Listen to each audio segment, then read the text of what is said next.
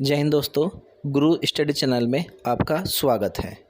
आज हम इस वीडियो में प्राचीन भारत का एक टॉपिक मौर्य काल पर चर्चा करेंगे। शुरू करने से पहले हमारे चैनल पर जो आज नए आए हैं, पहली बार आए हैं, उनसे अनुरोध है कि आप हमारे चैनल को सब्सक्राइब करें, लाइक करें और शेयर करना ना भूलें। और भी जो भी हमारे प्लेटफॉर्म पे हैं, आपका सपोर्ट हमें चाहिए, क्योंकि आपका सपोर्ट ही हमें मोटिवेट करेगा ताकि हम आगे नई से नई वीडियो ला सकें। चलिए शुरू करते हैं। देखिए, हम स्रोत की बात करते हैं कि मौर्य काल के स्रोत, तो मौर्य राजवंश के बारे में हमें विभिन्न स्रोतों से जानकारी प्राप्त होती है। वे कौन कौन से स्रोत हैं? हिंदू स्रोत भी हैं, बौद्ध स्रोत भी हैं, चीनी भी हैं। तो इनमें अगर हम साहित्यिक स्रोतों के अंतर्गत बात करें तो ब्राह्मण साहित्य में पुराण, कौटिल्य का अर्थशास्त्र, विशाख दत्त का लिखा गया मुद्रा राक्षस तथा सरित सागर जो सोमदेव है आदि से हमें जानकारी प्राप्त होती है कि मौर्य वंश में कौन कौन राजा हुए हैं और उनका कार्यकाल क्या रहा होगा। अब बौद्ध ग्रंथों में दीपवंश, महावंश, महाबोधिवंश, दिव्यावदान, अशोकावदान आदि महत्वपूर्ण ग्रंथ हैं जो मौर्य साम्राज्य के बारे में जानकारी देते हैं। लेकिन विदेशी की अगर बात करें तो चीनी यात्रियों के फाहियान, हेनस्वांग और इत्सिंग प्रमुख हैं। इनके जो वृत्तांत से जो लिखे गए लेख हैं, इनसे पता चलता है कि जो मौर्य साम्राज्य कैसा रहा था और उसमें कौन कौन से राजा हुए। अब बात है कि पंजाब एवं पड़ोसी जातीय क्षेत्रों में सिकंदर के अभियान के बाद स्थापित अंतराल ने चंद्रगुप्त मौर्य को अवसर प्रदान किया। यानी कि पंजाब एवं पड़ोसी जनजातीय क्षेत्र, सिकंदर के यहाँ अभियान चले थे पंजाब में, उसके जो पड़ोसी क्षेत्र थे, और उसके बाद जो स्थापित अंतराल रहा उसका जो अभियान के बाद, उसमें अवसर मिला इसको चंद्रगुप्त मौर्य को अपना साम्राज्य फैलाने के लिए। अब स्रोत की बात करें, साहित्यिक स्रोत अभी बात करी थी हमने, लेकिन फिर भी बात करते हैं कि इंडिका, मेगास्थनीज की इंडिका लिखी गई पुस्तक है जो उसमें पता चलता है कि मौर्य साम्राज्य का विस्तार कब था और उसके बाद कौन कौन से राजा हुए। कौटिल्य का अर्थशास्त्र, अब कौटिल्य का अर्थशास्त्र जो है ये संबंधित किससे है? ये विशेषकर चंद्रगुप्त मौर्य के प्रशासन की पूरी जानकारी देता है और सबसे महत्वपूर्ण ग्रंथ है। इस ग्रंथ में 15 तो अधिकरण हैं, 18 प्रकरण यानी कि अध्याय हैं और 6000 श्लोक में ये विभक्त है। अर्थशास्त्र का कौटिल्य ये पूरा का पूरा चंद्रगुप्त मौर्य के प्रशासन के बारे में जानकारी देता है। ये मौर्य काल का है, विशेषकर चंद्रगुप्त मौर्य से संबंधित है। और जो कौटिल्य है, इसका ओरिजिनल नाम, रियल नेम था विष्णुगुप्त, और ये चंद्रगुप्त मौर्य का गुरु था। इन्होंने ही इसको जो है राजा बनाने के लिए इसके सबसे बड़ा योगदान विष्णुगुप्त का था। विशाख दत्त की मुद्रा राक्षस, धर्मशास्त्र पुस्तक जैसे पुराण, बौद्ध ग्रंथ, जातक कहानियाँ, दीपवंश, महावंश, दिव्यावदान ये हैं।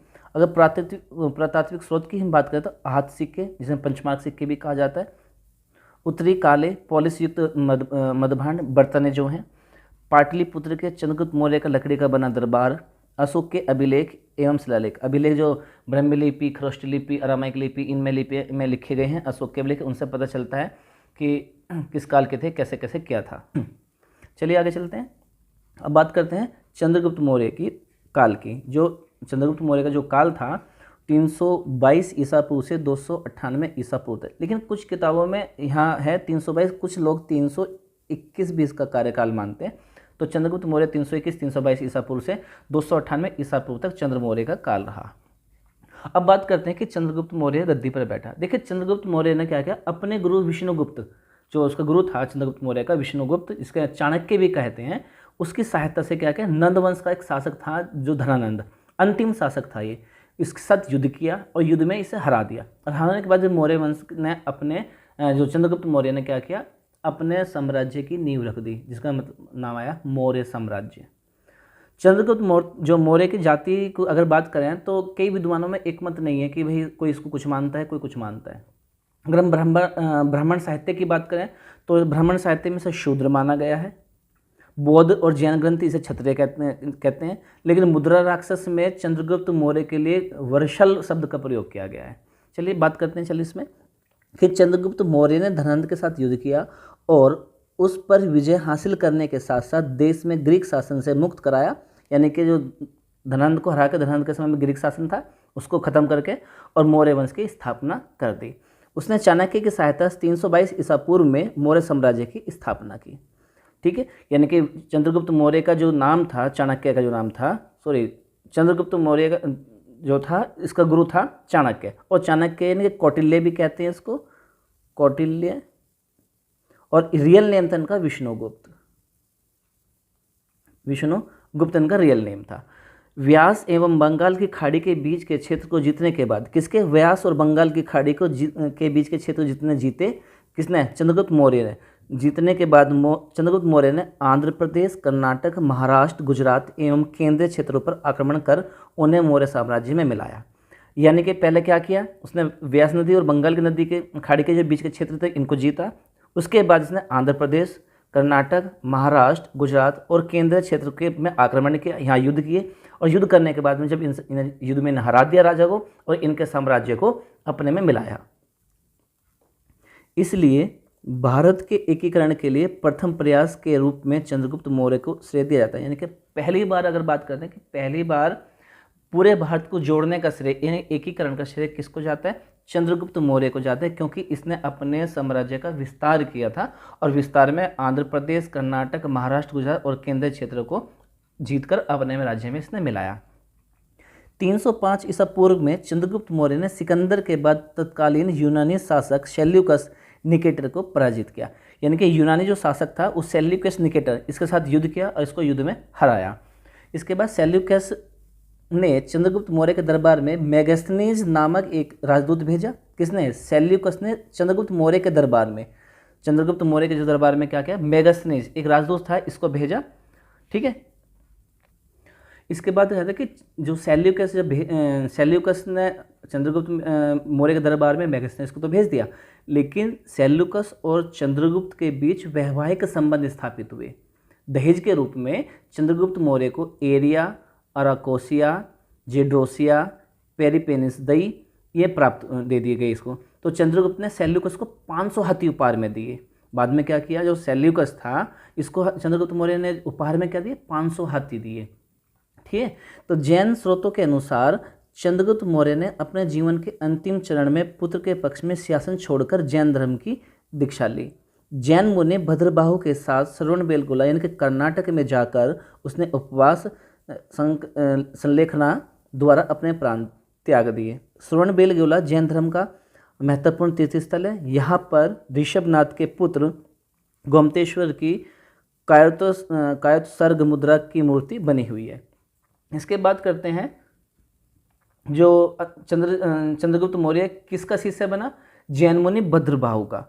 यानी कि एक क्वेश्चन आता है कि जीवन के अंतिम चरण में चंद्रगुप्त मौर्य ने अपना गुरु किसको बनाया, यानी कि किसका शिष्य बना, तो जैन मुनि भद्रबाहु का शिष्य बना और श्रवण बेलगोला के स्थान पर काया कलेश के द्वारा अपने प्राण त्याग दिए थे। लेकिन एक बात आती है कि वर्तमान में अगर हम इसको जाति की बात करें तो रोमिला थापर एक है, वर्तमान में जो है हिस्ट्रिकल है, तो रोमिला थापर ने इनको निम्न वर्ग का बताया था। बता देते हैं, रोमिला थापर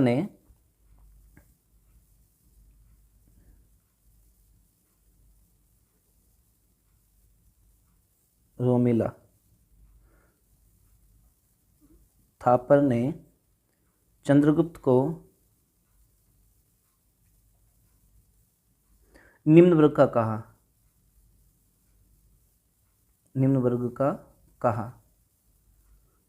तथा उसका परिवार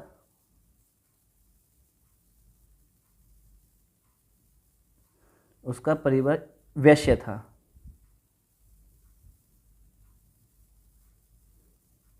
ये बताया इन्होंने। ठीक है, अब चंद्रगुप्त का जो सलाहकार था और संरक्षक वो कौटिल्य था, जिसे चाणक्य भी कहा जाता है। उसका मूल नाम क्या था चाणक्य का, विष्णुगुप्त था। लेकिन चंद्रगुप्त को सेंट्रोकोटस भी कहते थे यूनानी लोग, ध्यान रखना इस बात को। यूनानी लोग क्या कहते थे, सेंट्रोकोटस। यूनानी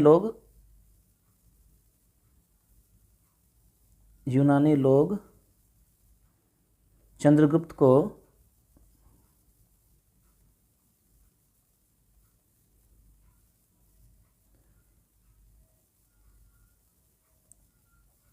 सेंट्रोकोटस कहते थे। ये बात ध्यान रखना। ठीक है, अब चंद्रगुप्त ने सेल्यूकस को निकटर को हरा दिया। एपियानस के अनुसार सेल्यूकस ने सिंधु नदी पार की और भारतीय शासक चंद्रगुप्त से युद्ध किया था। कौन सी नदी पार की थी, सिंधु नदी पार करके भारतीय शासक चंद्रगुप्त से युद्ध किया था। ये भी बहुत इंपॉर्टेंट बात है। उसने फिर दरबार में मैगस्थनीज को भेज दिया था उसके दरबार में। और इसके बाद जो सेल्यूकस और चंद्रगुप्त मौर्य के बाद के बीच में वैवाहिक संबंध स्थापित हुए थे। दहेज के रूप में चंद्रगुप्त को एरिया, अराकोसिया, जेंड्रोसिया, पेरिपिंस दई ये दिए गए और इससे खुश होकर चंद्रगुप्त मौर्य ने सेल्यूकस को 500 हाथी उपहार में दे दिए थे। ठीक है, अब बात करते हैं कि इसके बाद चंद्रगुप्त मौर्य के बाद इसका पुत्र बिंदुसार जो है शासक बना। और बिंदुसार का जो कार्यकाल था 298 ईसा पूर्व से 273 ईसा पूर्व, ये इसका कार्यकाल था बिंदुसार का। चंद्रगुप्त मौर्य के बाद कौन बैठा?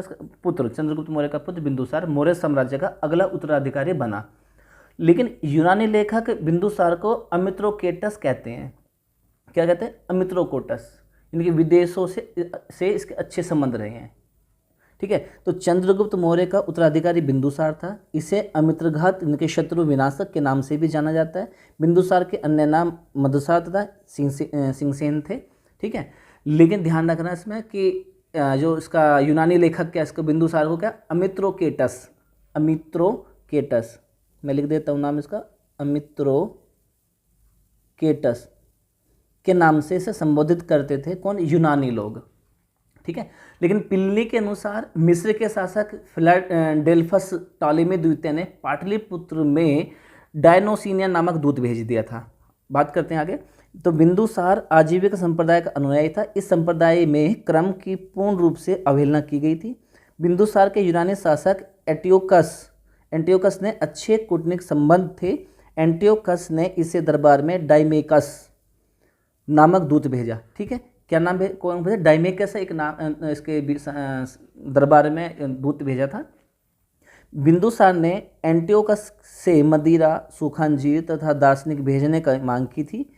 इसने मंदिरा तथा सूखे अंजीर तो भेजे, लेकिन दार्शनिक नहीं भेजा।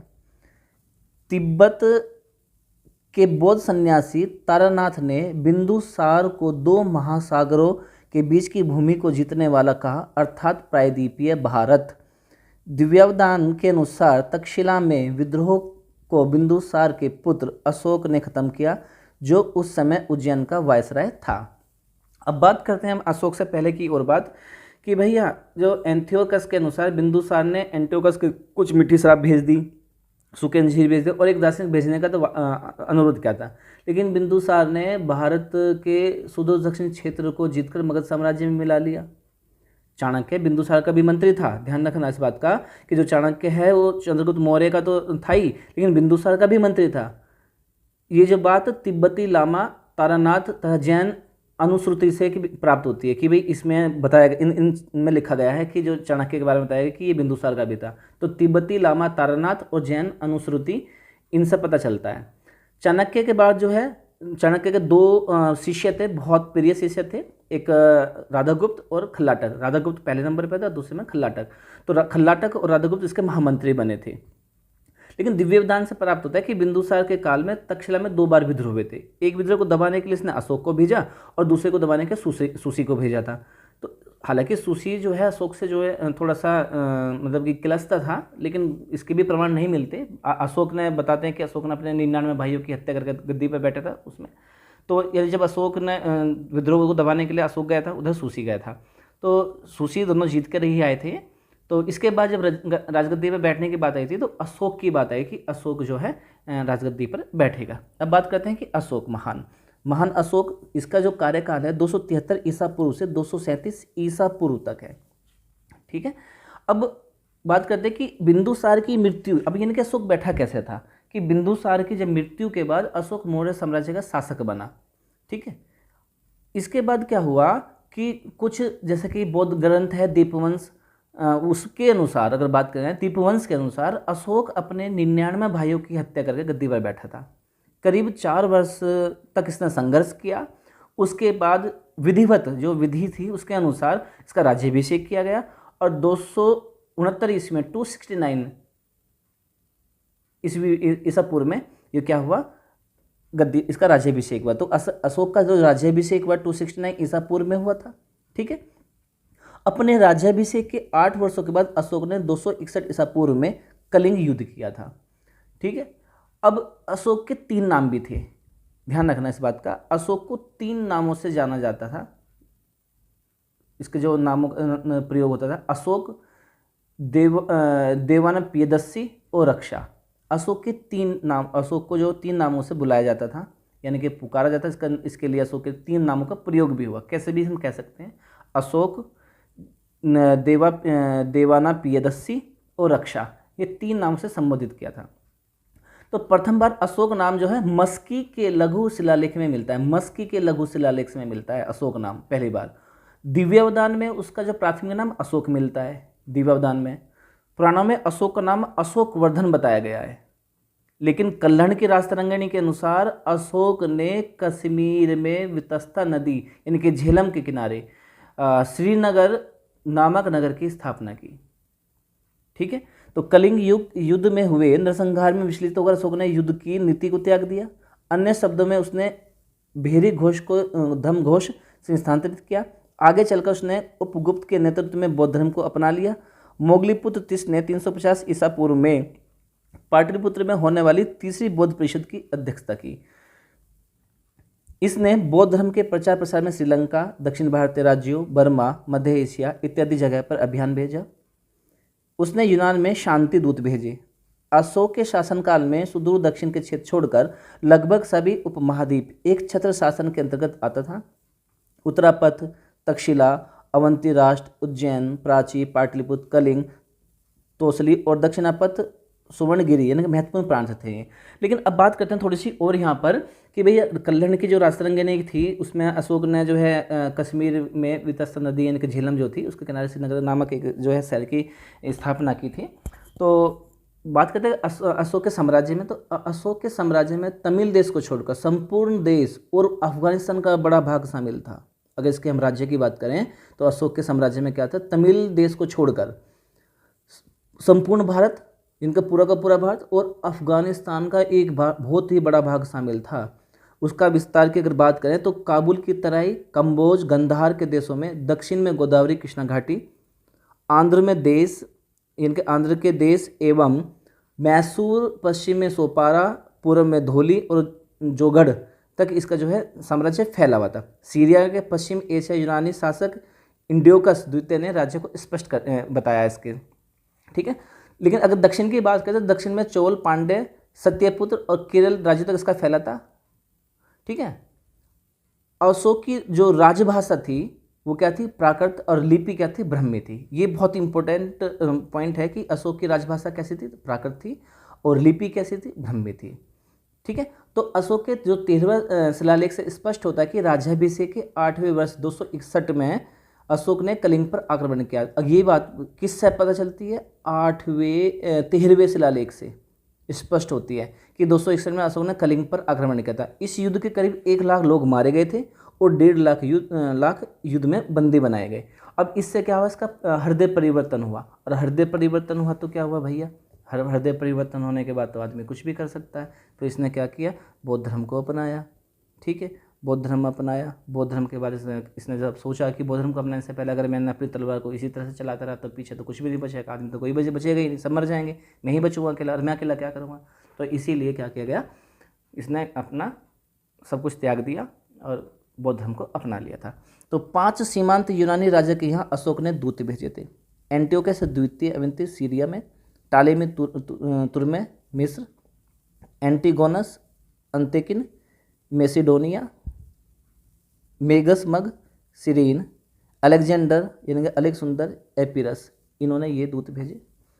मौर्यकालीन अर्थव्यवस्था की अगर हम बात करें कि मौर्यकालीन अर्थव्यवस्था कैसी थी, तो राज्य की अर्थव्यवस्था कृषि, पशुपालन एवं वाणिज्य पर आधारित थी, जिसे सम्मिलित रूप से वार्ता कहा जाता है। यानी कि अशोक की जो अर्थव्यवस्था थी उसमें कृषि भी होता थी, पशुपालन भी था, वाणिज्य भी, यानी कि वाणिज्य कैसा था, वाणिज्य का मतलब यहाँ पे है कि लेन देन, व्यापार की बात थी, यहाँ वाणिज्य पर आधारित थी। इसको क्या कहता है, वार्ता, इन सबको मिला के नाम दिया गया था वार्ता। भूमि कर यानी कि भूमि का जो कर दिया था वो 1/6 यानी कि 6 में से 1/6 भाग राज्य की आय का प्रमुख स्रोत था। तो यानी कि राज्य को आय कैसे थी, टैक्स के द्वारा होती थी, और टैक्स में कितना, 1/6 यानी कि 6 भाग में से 1 भाग जो है राज्य को कर दिया जाता था। लोहे के उपकरणों एवं कृषि के विस्तार के कारण मौर्यकालीन अर्थव्यवस्था में वृद्धि हुई। कृषि के विस्तार में, कृषि का विस्तार कैसा हुआ? लोहे के उपकरणों से। लोहे का उपकरण बढ़ा तो कृषि का भी विस्तार हो, कृषि करनी आसान हो गई, पेड़ों को काटे जाने लगा, कृषि बनी। ठीक है, तो कौटिल्य के अर्थशास्त्र एवं जैन धर्म के स्पष्ट पुस्तकों में अकाल का उल्लेख मिलता है। कौटिल्य का क्या है? अर्थशास्त्र, और जैन धर्म के जो संबंधित पुस्तकें हैं उनमें पता चलता है कि इसके काल में भी अकाल पड़ा था। सोहगोरा ताम्रलेख और महास्थान यानी कि बोंगरा बांग्लादेश अभिलेख में अकाल के दौरान अपनाए जाने वाले उपायों का उल्लेख किया गया। इनमें पता चलता है जब अकाल पड़ा तो अशोक ने क्या क्या चीज़ों को अपनाया, अपने देश की, अपने राज्य की प्रजा के लिए उसने क्या क्या उपाय किए। शहरों में बिक्री के लिए लाई जाने वाली वस्तुओं पर शुल्क लगाया जाता था, यानी कि जो शहर में बिक्री के लिए किसी दूसरे राज्य से शहरों में जो है चीज़ें जो बेची जाती थी, है ना, जो वस्तुएं बेची जाती थी, उन पर भी टैक्स देना पड़ता था। ठीक है, सामान्य कर की दर कुल उत्पादन के 6वें हिस्से के बराबर होती थी, यानी कि एक नॉर्मल सा शुल्क था 6वां भाग, यानी कि जितना भी भाग था उसका 6वां भाग, यानी कि 6 भाग तो 1 भाग देना, 6वां भाग देना पड़ता था। तो चंद्रगुप्त के उत्तराधिकारी पुष्यगुप्त ने सुदर्शन झील का निर्माण सिंचाई व्यवस्था हेतु करवाया।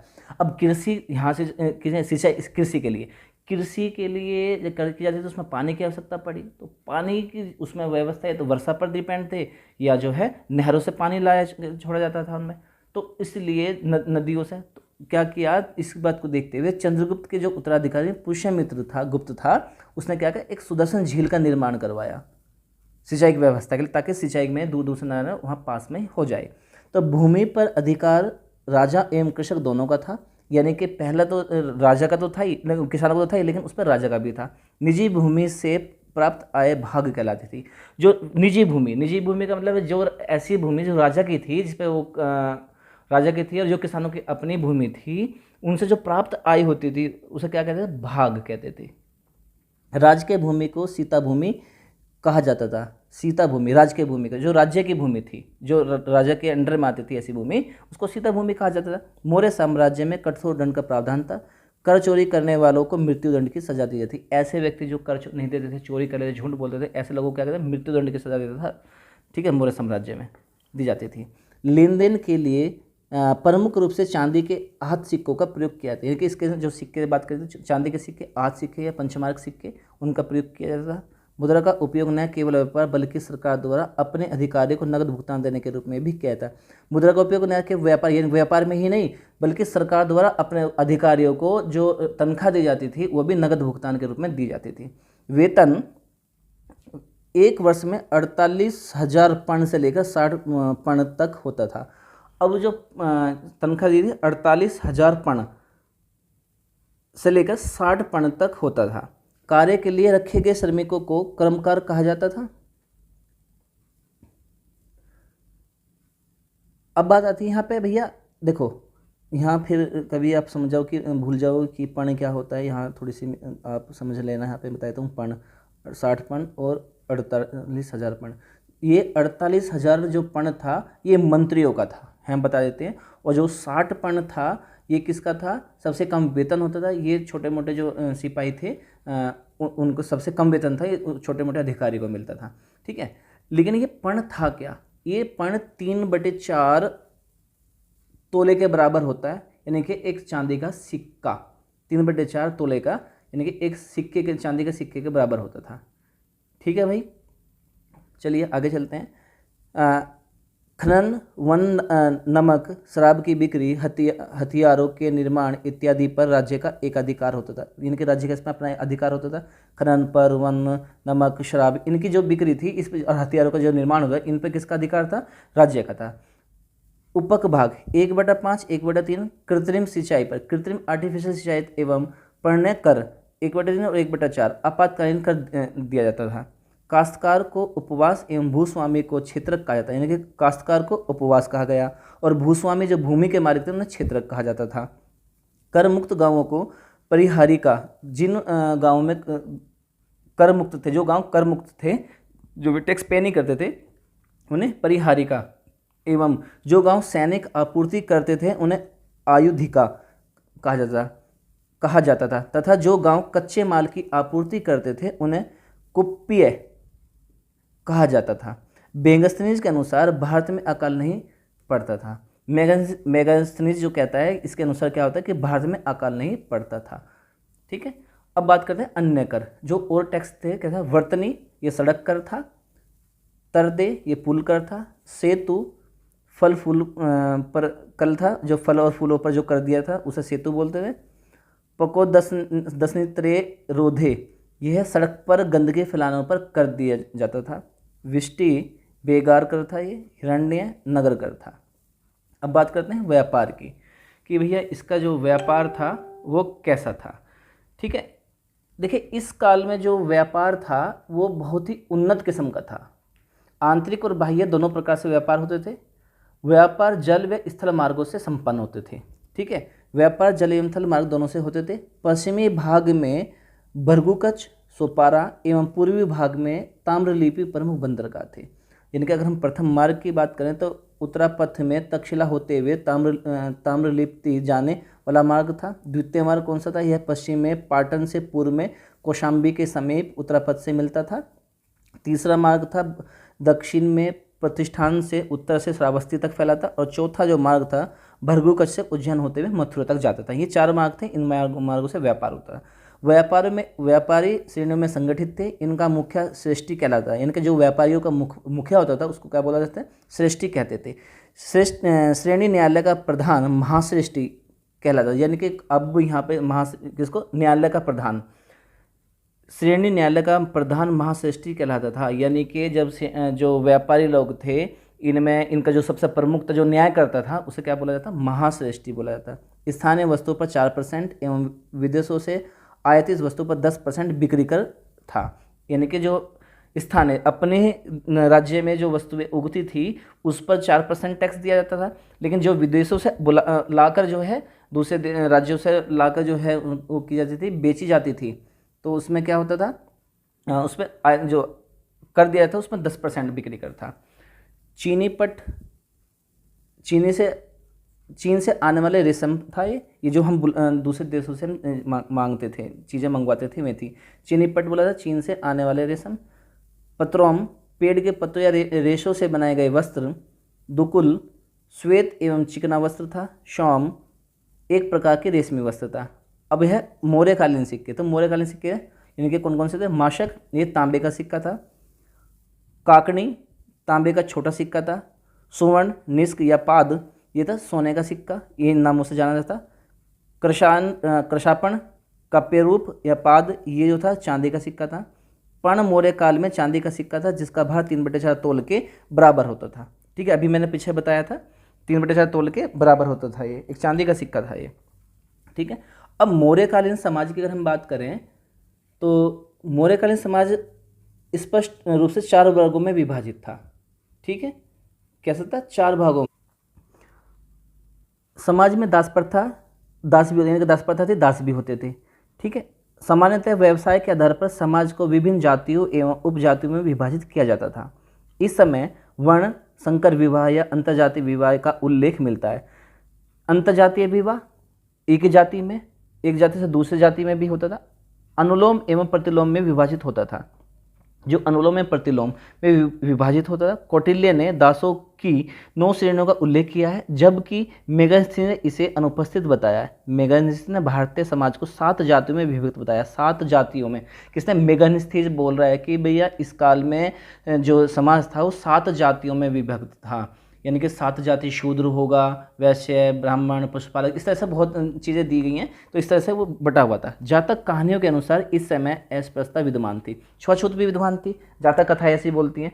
समाज में महिलाओं की स्थिति में गिरावट आ गई। इस समय क्या हुआ, समाज की जो महिलाएं थी उनकी स्थिति को देखते थे उसमें गिरावट आ गई थी। विधवा पुनर्विवाह पर लोग लगा दी गई थी कि भाई विधवा पुनर्विवाह नहीं होगा। एवं इस समय वेश्याओं का भी उल्लेख मिलता है। वेश्यावृत्ति भी बहुत चलन थी, चरम सीमा पर थी इस समय पर। वेश्याओं को रूपजीवा कहा जाता था। जो वेश्याओं को कहा गया उसका क्या कहा गया, रूपजीवा कहा गया है। इनके कार्यों का निरीक्षण गणिकाध्यक्ष करता था। इनके किनके, वेश्याओं के जो थी, इनके जो कार्य थे, इनका जो निरीक्षण होता था कौन करता था, गणिकाध्यक्ष करता था। वेश्याओं के संगठन के अध्यक्ष को बंदी कथोपक कहा जाता था। कौटिल्य ने 8 प्रकार के विवाह का उल्लेख किया है। स्त्रियों के विवाह विच्छेद की अनुमति थी, जिसे अर्थशास्त्र में मोक्ष कहा है। इन्हें पुनर्विवाह एवं नियोग की अनुमति थी। अधिकांश शिल्पकार शूद्र थे, जिस कारण उन्हें काफ़ी कम मेहनताना प्राप्त होता था और वह बलात्श्रम विष्टि का भी सामना करते थे। ठीक है, इसमें इस काल में दहेज प्रथा का प्रारंभ हो गया था। मैगस्थनीज के अनुसार भारत में दास प्रथा नहीं थी, जबकि कौटिल्य ने 9 प्रकार के दासों का वर्णन किया है। मैगस्थनीज तो मना कर रहा है कि दास प्रथा नहीं थी, लेकिन कौटिल्य ने 9 प्रकार के दासों का वर्णन किया है। अब अशोक के धम्म की अगर हम बात करें कि भाई अशोक के धम्म में क्या है, धम्म क्या था, ये इसमें हम बात करते हैं कि अशोक बौद्ध धर्म का अनुयायी था। इनके बौद्ध धर्म का अनुयायी का मतलब बौद्ध धर्म को मानने वाला। ठीक है, अशोक बौद्ध धर्म का अनुयायी थे, बुद्ध धर्म को मानता, लेकिन उसने धर्म के रूप में 4 सिद्धांतों का निरूपण किया। इसमें सहिष्णुता, अहिंसा, अच्छे आचरण एवं कल्याण को शामिल किया गया है। यानी कि अशोक की बात करें तो अशोक ने अपनी प्रजा के नैतिक विकास के लिए जिन 4 संहिताओं की चर्चा की, उसे ही अभिलेखों में धम्म कहा है। अगर धम्म की बात करते हैं कि धम्म क्या था, कि अशोक के द्वारा अपनी प्रजा के नैतिक विकास के लिए जिन आचार संहिताओं की चर्चा की, उसे ही अभिलेखों में धम्म कहा है। तो अशोक के धम्म की परिभाषा अगर बात करें तो कहाँ से ली गई है? राहुलोवादसूत से ली गई है। राहुलोवादसूत, राहुलोवादसूत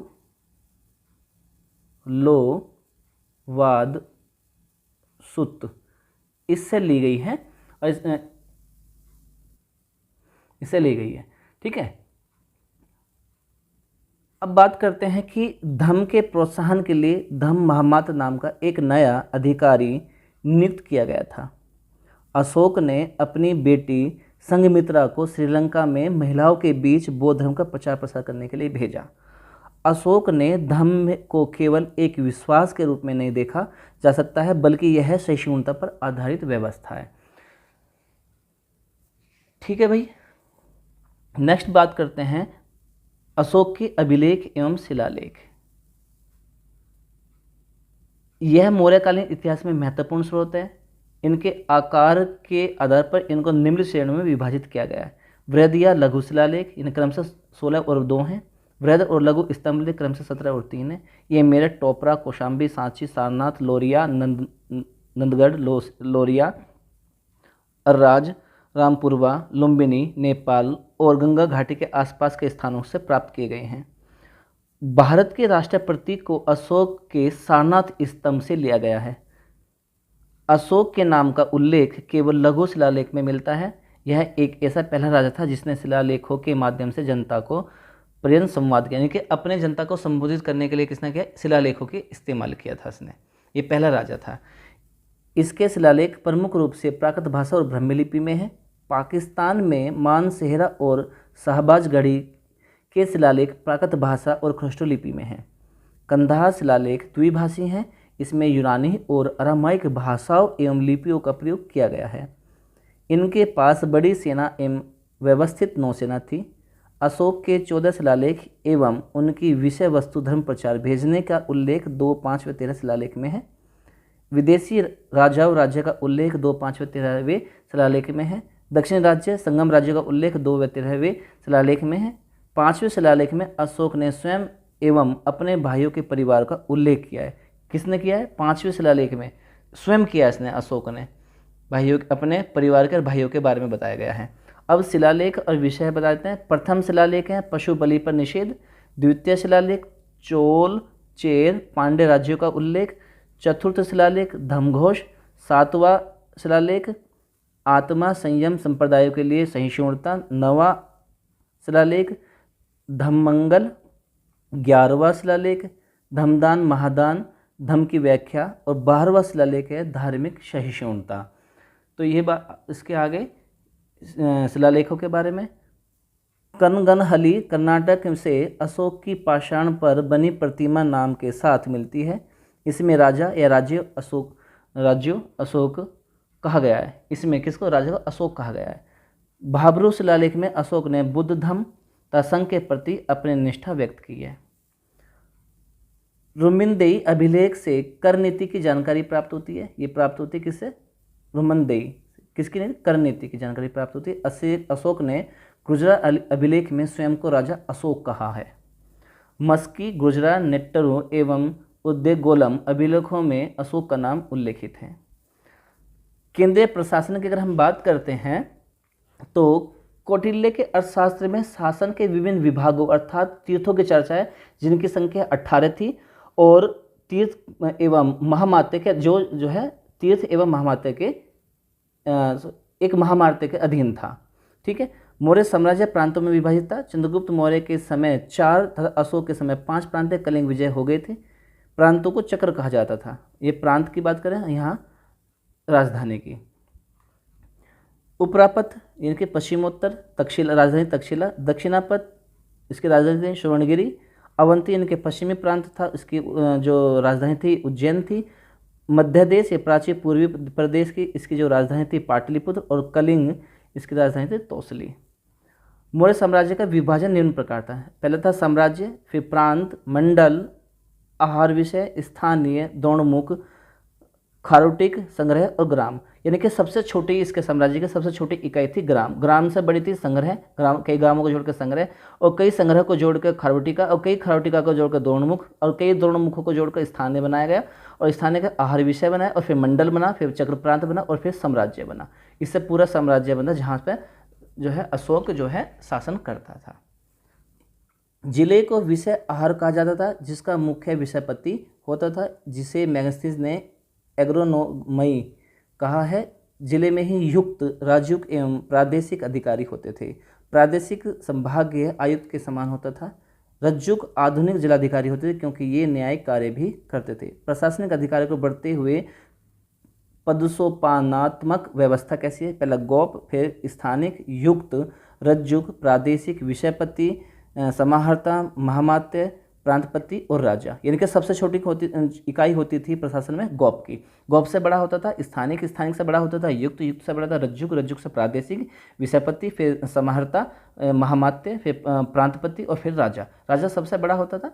मेगास्थनीज पर अधिकारी को एंट्रोनोमई कहता है, जबकि एग्रोनोमई नामक अधिकारी जिले में सड़क निर्माण का कार्य देखता था। अब मंत्री की बात करें। मंत्री कौन है? प्रमुख मंत्री। मंत्री और प्रमुख मंत्री, मंत्री इसको प्रमुख मंत्री जो होता था, मंत्री परिषद अध्यक्ष होता है, मंत्री परिषद का अध्यक्ष जो होता था, पुरोहित, प्रमुख पुरोहित, सेनापति सेना का प्रमुख होता था, युवराज राजा का उत्तराधिकारी था, समाहर्ता राजस्व संग्रहण और शुल्काध्यक्ष कौन था? चुंगी एवं शुक्ल विभाग का अध्यक्ष होता था ये।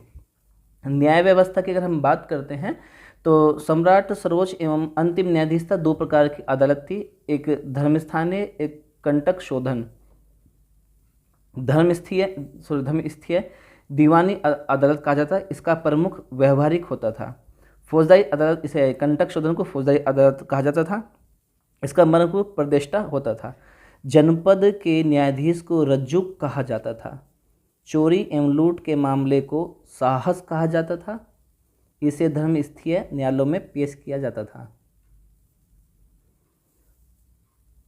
गुप्तचर व्यवस्था की अगर हम बात करें तो भैया गुप्तचर प्रमुख को महामात्या परिषद कहते हैं। गुप्तचर 2 प्रकार के होते थे, एक संस्था, एक संचार। ठीक है भैया। संस्था एक ही स्थान पर रहकर कार्य करने वाले को गुप्तचर का, यानी कि एक ही स्थान पर किसी एक जगह पहुंच के वहाँ जो काम करते थे उसको बोलते हैं संस्था, यानी कि गुप्तचर होते थे वे। और संचार में क्या, भ्रमणशील गुप्तचर थे। ये दूर दूर घूम घूम कर राज्य में जो है सूचनाएं एकत्रित करते थे। ये विदेशों में नियुक्त होने वाले गुप्तचर को उभय वेतन कहते थे। जो विदेशों में, दूसरे देशों में जो है अपने देश के जो गुप्तचर होते थे, जो सेना नायक होते थे, उन्हें गुप्तचर थे, उन्हें क्या उभय वेतन कहा गया। गुप्तचरों को गुड़ पुरुष कहा जाता था। इसमें राजा की भूमिका प्रमुख होती थी और यह मंत्री परिषद के संबंधित था। युवराज, पुरोहित, सेनापति अन्य थे। इसके बाद युवराज, फिर पुरोहित, सेनापति और अन्य आते थे। उच्चतम अधिकारियों को तीर्थ या अधीक्षक कहा जाता था। ये 26 विभागों को प्रबंधित करते थे। प्रतिवेदक एवं गुड़ पुरुष महत्वपूर्ण भूमिका निभाते थे। बात करते हैं आगे। तो तो स्थानीय अगर प्रशासन की हम बात करें कि भाई स्थानीय प्रशासन कैसा रहा, तो मौर्यकालीन राज्य में स्थानीय एवं नगरीय प्रशासन मौजूद था। विश या अहर जिले प्रांत की इकाइयाँ थी। मैगस्थनीज ने नगर निगम के प्रशासन के लिए 5 सदस्यों वाली 6 समितियों का उल्लेख किया। महत्वपूर्ण अधिकारी कौन से थे मौर्यकालीन प्रशासन के? सीताध्यक्ष जो कृषि कार्य को देखता था, युक्ता अधीनस्थ राजस्व के अधिकारी था, प्रादेशिक मुख्य राजस्व अधिकारी, स्थानिक राज्य प्रशासन का प्रमुख यह प्रादेशिक के अंतर्गत कार्य करता था, रज्जुक राजस्व सेटलमेंट अधिकारी एवं न्यायिक अधिकारी था, समताध्यक्ष बाजार का प्रमुख, पोतवाध्यक्ष माप एवं तोल का अध्यक्ष, नवाध्यक्ष जहाजरानी विभाग का अध्यक्ष, शुल्काध्यक्ष चुंगी एवं शुक्ल विभाग का अध्यक्ष, ग्रामीण स्तरीय अधिकारी ग्रामीण गांव का प्रमुख यह निर्वाचित होता था, ग्रामबद्ध विवादों के समाधान के लिए पंचायत स्तर पर वृद्धों का समूह था। यानी कि जो विवादों के समाधान के लिए, विवाद लड़ाई झगड़े और कोई बात होती थी, इसके समाधान के लिए पंचायत स्तर पर जो बड़े बड़े लोग होते, बुढ़े होते थे, जिनके आयु में श्रेष्ठ होते थे, उनका समूह था ग्राम वृद्ध का। ये गांव का प्रमुख होता है, ये निर्वाचित होता है, ये गांव के लोग चुनते थे से। ठीक है। गुजरात की गिरनार पहाड़ियों में चंद्रगुप्त मौर्य के शासनकाल में सुदर्शन झील का निर्माण कराया। ताम्रलिप्तपुर में मिंदानपुर के ताम्रलुक, पश्चिम बंगाल और पश्चिम में भरूच, भरगू कच्छ, बेरीगज्जा गुजरात में 2 महत्वपूर्ण बंदरगाह थे। काफ़ी बड़ी सेना या नौसेना थी, जिसमें चारों वर्णों को शामिल किया जाता है, शामिल होने की अनुमति थी।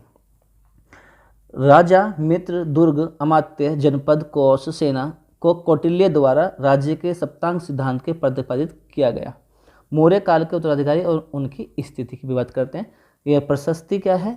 कारागार प्रमुख था, सन्निधाता, राजकीय कोषाध्यक्ष, कोष्ठगाराध्यक्ष, कोष्ठागार का मतलब है जेल का, नायक सेना का नेतृत्व करने वाला, व्यवहारिक मुख्य न्यायाधीश, कर्मनीतिक उद्योग धंधों का प्रधान निरीक्षक, दंडपाल पुलिस का प्रधान था, दुर्गपाल दुर्गों का दुर्ग किले का प्रबंधक, अन्नपाल खाद्यान्न प्रमुख, अन्न के जो जहाँ खाने के लिए अनाज जो था भंडार किया जाता था, उसे अन्नपाल कहते थे। ये रज्जुकास भूमि को माप करने वाला, जो यहाँ भूलेखा होता है वर्तमान में। अकाराध्यक्ष खनन अध्यक्ष होता है, लोहाध्यक्ष धातु विभाग का अध्यक्ष, लक्षणाध्यक्ष टकसाल का अध्यक्ष, लवणाध्यक्ष दूसरा, नमक विभाग का अध्यक्ष, स्वर्णाध्यक्ष स्वर्ण विभाग का अध्यक्ष, आयुधा अध्यक्ष सशस्त्र निर्माण विभाग का अध्यक्ष, कुप्याध्यक्ष दूरी और समय से संबंधित साधनों को नियंत्रित करने वाला अध्यक्ष होता था, शुनाध्यक्ष बूचड़ खाने का अध्यक्ष, मुद्राध्यक्ष शाही सिक्के प्रतीक का अध्यक्ष या पासपोर्ट का, नौकाध्यक्ष नौका विभाग का प्रमुख, पतनाध्यक्ष पतन अधिकारी, पोतावध्यक्ष नापतोल का अधिकारी। मौर्य साम्राज्य के अगर हम पतन की बात करें कि मौर्य साम्राज्य के पतन के लिए क्या क्या हुआ, तो इस पे हम थोड़ी सी नज़र डालते हैं कि भाई मौर्य साम्राज्य के पतन की। इसलिए देखिए, अशोक के बाद उसका पुत्र कुणाल जो था गद्दी पर बैठा था। कुणाल का पुत्र जोलिक कश्मीर का तथा वीरसेन गंधार का शासक बना था। ठीक है। मगध साम्राज्य का जो अंतिम शासक वह वृहद्रथ था, जिसका पुष्यमित्र शुंग ने वध कर शुंग वंश की स्थापना की थी। इसके बाद जो है शुंग वंश की स्थापना हो जाती है। कैसे, दोबारा से समझा देता हूँ। अशोक इसके मौर्य साम्राज्य के विघटन के बाद कि विघटन कैसे हुआ। अशोक के बाद उसका पुत्र जो था कुणाल, वो गद्दी पर बैठ गया था। कुणाल के बाद कुणाल का पुत्र जालोक जो है कश्मीर का तथा वीरसेन गंधार का शासक बना। मगध साम्राज्य का जो अंतिम शासक था वो था वृहद्रथ, जिसका पुष्यमित्र शुंग ने वध कर शुंग वंश की स्थापना की। ठीक है भाई। लेकिन कई विद्वान जो है इसमें मतभेद है कि भाई जो मौर्य साम्राज्य के पतन के अलग अलग कारण बताते हैं। अगर हम बात करें महोपाध्याय हरप्रसाद शास्त्री की बात करें, तो अशोक की धार्मिक नीति ही साम्राज्य का पतन का प्रमुख कारण हुई, ये कहते हैं इसमें। लेकिन कौशाम्बी की अगर हम बात करें, डीडी कौशाम्बी की, तो उत्तरकालीन मौर्य के राज्यकाल में अर्थव्यवस्था संकटग्रस्त थी। इस काल में आहत सिक्के में गिरावट आ गई, जिस कारण उसका पतन हुआ। अगर हेमचंद्र राय चौधरी की बात करें हम, तो अशोक की शांति प्रिय एवं अहिंसा की जो नीति थी उस साम्राज्य के पतन का कारण थी। लेकिन D.N. झा के अनुसार हम बात करें तो उत्तराधिकारियों को अयोग्य होना ही मौर्य साम्राज्य के विघटन का प्रमुख कारण था। इसका विघटन इसलिए हुआ। तो इस तरह से कई विद्वानों के इसमें मतभेद हैं, इस तरह से इसका हुआ। देखिए बात करते हैं यहाँ पे, अत्यधिक केंद्रीकरण, जटिल नौकरशाही, कर की उच्च दर एवं विदेशी आक्रमण इत्यादि इसके पतन के प्रमुख कारण थे। चीन में महादीवार का निर्माण होना एवं उत्तरी पश्चिमी सीमा क्षेत्र की अपेक्षा करना भी इसका एक पतन का कारण था। वित्तीय संकट, अशोक ने अपने धर्म अभियान में प्रसार के लिए व्यापार स्तर पर खर्चा किया। अत्यधिक सहिष्णुता, अहिंसा के कारण सेना की लड़ने की प्रवृत्ति में कमी आई। 232 ईसा पूर्व में अशोक की मृत्यु के बाद आने वाले उत्तराधिकारी अयोग्य थे।